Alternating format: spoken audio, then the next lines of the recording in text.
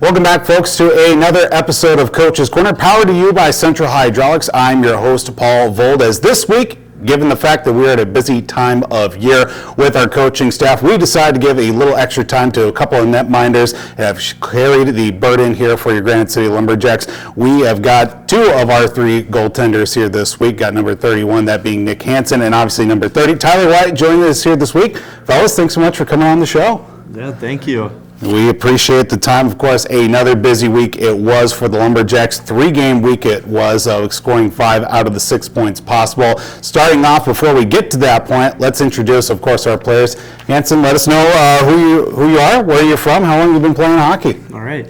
Well, I'm Nick Hansen. I'm from Albany, but I played high school at St. Cloud Cathedral here in St. Cloud. And what was the last question again? Yeah, of course, just how long have you been playing hockey? I've been playing hockey for, I think it was 12 years now this year. Okay, and we'll hand off the mic here. Tyler, why don't you let us know about yourself? Hi, I'm Tyler White. I'm from Roanoke, Texas. Used to play for Texas Tigers, and I've been playing hockey for roughly 16 years of my life. All right, and one thing we want to know about, of course, with our players that come in, especially the new guys too. Tyler, we'll start with you. You come all the way from Texas. Why did you come and play for the Granite City Lumberjacks? Obviously it's a big move coming from the South all the way up here, but I only heard positives from this organization, pushing players to the next level and just being an overall winning organization and family-like environment. Hansen, how about you? Why did you choose Granite City? Well, it's only a 30-minute drive from where I live. That helps a lot. And then also a team that has a very rich winning history. And I like to win games. I got the chance to win a state hockey tournament last year. So made the choice pretty easy. Yeah, absolutely. A couple things off of that, too. Obviously going from winning a state title, the Minnesota State High School Tournament, and then coming to the NA3, and you even getting a little taste of the life at the next level with the NA. What's been kind of the big difference that you've seen in play from, obviously, from high school to the next level? I think the speed, as well as the depth here, you can kind of run 3-4 lines consistently in the NA3 versus sometimes with high school teams you can probably run 2 or 3 solid lines. Not quite as much depth in the high school as the junior level is. The Lumberjacks fairly successful last weekend, starting off Hansen, of course, with a 7-1 victory on the road last Wednesday against Wilmer. How'd you really feel in that, of course, coming off a bit of a head-scratching weekend the weekend prior with the Lumberjacks, but starting off the week with a nice solid win. How was it, of course, from your perspective in the net there? It was nice to see the guys come out flying right away and stay playing strong throughout the whole entire game. We really had an interesting weekend, as you said, the weekend before, so it was nice to see the guys come out and get a win like that. Of course, carrying the momentum, we'll hand the mic off here. Tyler, of course, with going back out on the road. It was a road weekend for the team, going down to, of course, Fogarty taking on the Moose, which have unfortunately had the number here for the Lumberjacks so far this season. It was a tightly fought contest, 3-2, take it all the way to the shootout. Overall, how'd you feel in net there with it going all the way to the bitter end against the Moose? I felt confident. I showed up to the rink with the chip on my shoulder. I think most of the guys did, honestly. They beat us prior, came back to their barn, and we just took it to them. They got lucky bounces on us, obviously, but I think overall we just came to win and work, and we showed that going all the way down to the shootout. Of course, with that carrying a win and then a shootout loss, now we go into, of course, the following Saturday with a contest against the Alexandria Blizzard, with it being we'll just say, for lack of a better term, bit of a shootout out in Alexandria, with it being a 6-4 victory.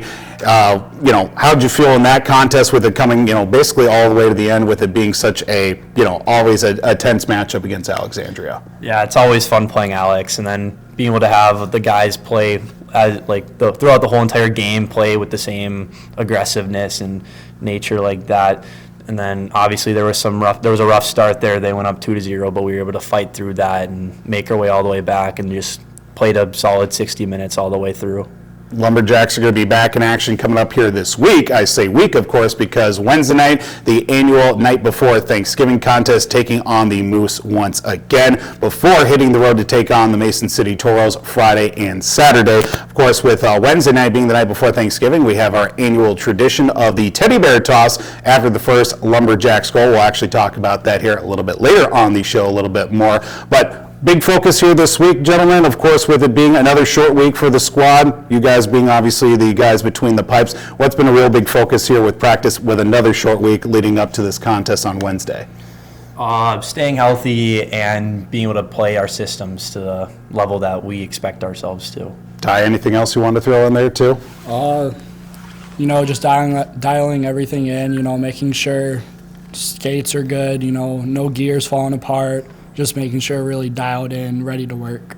All right, look forward to that. Again, Granite City will be in action on Wednesday, 7:30 puck drop against the Minnesota Moose. Our Toys for Tots Teddy Bear Toss, second annual edition of that. We'll talk about that here. Of course, now we've got rapid fire questions coming at you guys. You guys ready for this? Yeah. All right, we'll start here. A little bit of, hopefully we start off with, what's kind of the routine you guys like to get into? Does it start beforehand, before you wake up right in the morning, right before the week, right before the morning, I should say? What kind of gets you in that right mindset for game day? I have a routine where I eat the same thing the night before and throughout the day of the game, and then have to put the gear on the same way like a lot of people do, and then have an energy drink right before the game. Di, how about you? Starts in the morning. Usually I'll wake up, don't really eat anything, make sure I shave, gotta have a clean shaved face for game day, get Chipotle earlier before the game, and then just try to lay in bed, relax, just take in the moment, make sure I'm dialed. I like that. Pre-game meal, you mentioned Chipotle there. What's the go-to meal for you? Gotta get double white rice in a bowl with some chicken and guac and some cheese. I like that. Hans, how about you? What do you usually like to get a little pre-game grub, if any, for you? I go to Noodles and Company and I get the penne rosa with, I think it's like Parmesan chicken on top of that. That sounds good. I am hungry. With here being at Granite City, you guys prefer the red or the white sweaters? The whites are always a clean look. I like it. I like it. Ty? Whites are definitely better than the reds. What's been your guys' favorite away rink that you guys have played at here with Granite City so far? I'd have to say Wilmer. It's just a sick barn. Locker rooms aren't that great, but just being out on the ice, it's sick. I like that. I like that. Hansi, how about you? I think the Evelyn rink is fun. The Hippo Yep. there. Mm-hmm. Yeah, it's always interesting having to go down to those locker rooms and experience that place as well. I like History. it. We've got Thanksgiving coming up here in a couple of days. We're recording this here on Tuesday before the game on Wednesday. Favorite and least favorite Thanksgiving food? Favorite would probably have to be the ham or my grandma's cheesy potatoes. And then least favorite's probably stuffing or like the cranberry sauce. Interesting. All right, Ty? Favorite's got to go with the ham, obviously. Least favorite, probably the cranberry sauce.